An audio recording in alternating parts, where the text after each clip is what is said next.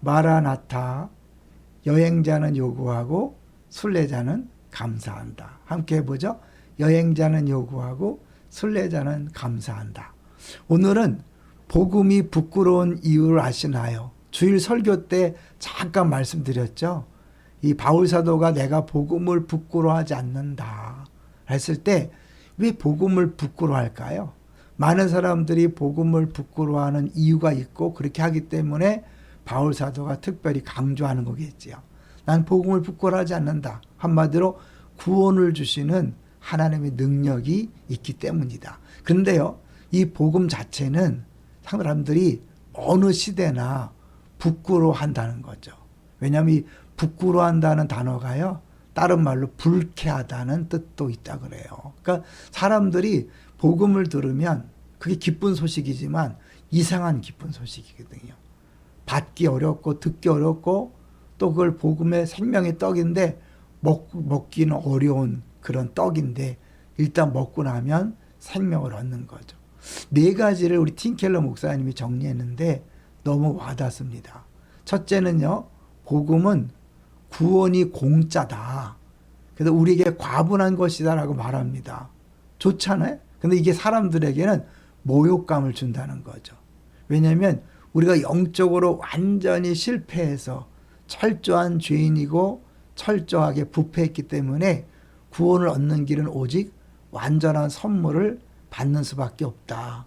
이 말이 사람들한테 자기를 좀 깎아내리는 것처럼 느껴져서 기분 나빠한다는 거죠. 그래서 복음을 받아들이기가 어렵다는 거죠. 두 번째는요, 복음은 예수님이 우리를 위해 죽으셨다고 말하고 있습니다. 이것 또한 사람들에게 모멸감을 주는 거죠. 왜냐하면 우리가 얼마나 악하면 예수님이 죽어야만 구원받을 수 있다는 것인가. 그것도 보통 죽음이 아니라 그 처절하고 저 무시무시한 죽음을 당해야만 구원한다는 걸 받아들이기가 어려운 거죠. 왜? 사람들은 자기 자신을 그렇게 악하다고 생각하지 않잖아요.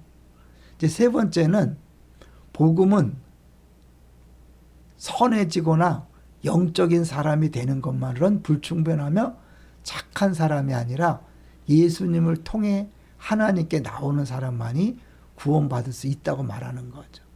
많은 사람들이 내가 조금만 노력해서 착해지면 열심히 또 선행을 하면 구원받는다, 이런 교리는 쉽게 받아들여요. 그게 죄인에게 너무나 또 솔깃한 거잖아요. 많은 그런 어떻게 보면 인테리들이 그야말로 어떻게 저런 사람들이 JMS나 신천지나 이런 이상한 교리에 빠지는가. 이제 그들은 나름대로 그 논리에 딱 들어가면 이제 거기에 따라가는데, 그 중에 또 하나가 뭐냐면 당신이 노력하면 된다는 거거든요. 노력해서 얻을 수 있다. 이게 또 사람을 자극하는 거죠. 남들보다 뛰어나다고 생각하는 사람들에게는 그런 교리가 더 쉽게 통할 수 있는 거죠. 네 번째로는요, 복음은 우리의 구원이 정복이나 파괴가 의해서가 아니라, 이게 굉장히 중요한 것 같아요. 오늘 적을 물리치고 죄를 물리치고 악당을 물리치고 그래서 힘으로 무력으로 우리를 구원한 것이 아니라 예수님이 고난받고 자기 목숨을 내어주는 섬김을 통해서 성취된다. 여기까지는 좋죠. 근데 그렇기 때문에 예수님을 따른다는 것은 우리도 그와 함께 고난받고 섬긴다는 것을 의미한다고 말하니까 누가 고생하려고 예수 믿겠어요? 그죠? 누가 예수 어려워지려고 종교를 믿겠어요? 그러니까 이게 이 보통 종교와는 너무 다른 것을 이야기하니까 받아들이기가 쉽지 않은 거죠. 철저히 자신이 죄인임을 인정하기 전에는 복음을 받아들일 수 없으니까 어느 시대나 복음 배척당하는 게 당연하죠. 근데 그 복음을 믿고 받아들이는 순간 영생을 얻는 거죠. 우리는 어때요? 우리가 어떻게 이런 어려운 복음을 받아들일 수 있었을까요? 은혜지요. 성령께서 우리로 거듭나게 하지 않았다면, 복음을 믿도록 은혜를 베풀지 않았다면 구원받을 수 없었을까요? 그러니까 우리가 예수 믿는 게 기적 중에 기적입니다. 근데 더 나아가서 이제 우리가 그 복음을 정말 받아들인다는 게 뭔가, 복음을 믿는다는 건 뭔가, 우리 네 번째 얘기했던 것처럼 우리도 그와 함께 고난받고 섬긴다는 것을 의미한다. 아무든지 나를 따라오려거든 자기를 부인하고 자기 십자가를 지고 날마다 주님을 따라가는 거잖아요.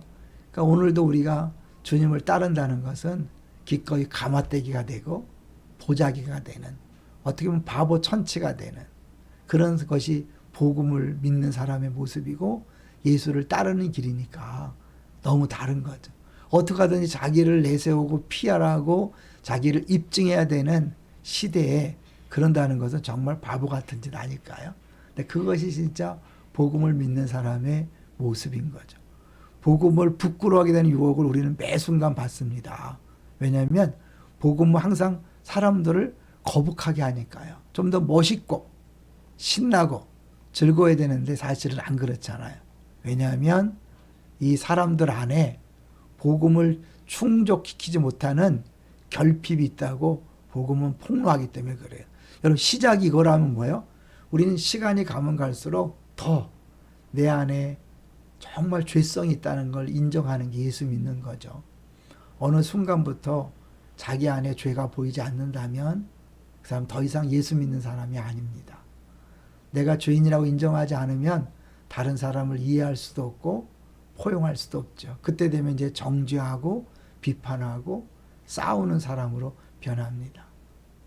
여러분이나 여러분 주변에 혹시 신앙생활 한다 하면서 다른 사람을 비난하고 뒷담화하고 정죄하고 또 더 나가서 싸운다면 그 사람은 이미 복음과 상관없는 사람이 된 것이지요. 우리 자신도 끊임없이 이 복음에 대해서 한번 다시 자신을 비춰보고 내가 예수 믿는 자체가 얼마나 큰 은혜고 기쁨인가를 누릴 뿐만 아니라 죽을 때까지 정말 이 복음을 잘 믿는, 예수님을 잘 믿는 우리 모두가 되시기를 주의 이름으로 축원합니다. 할렐루야.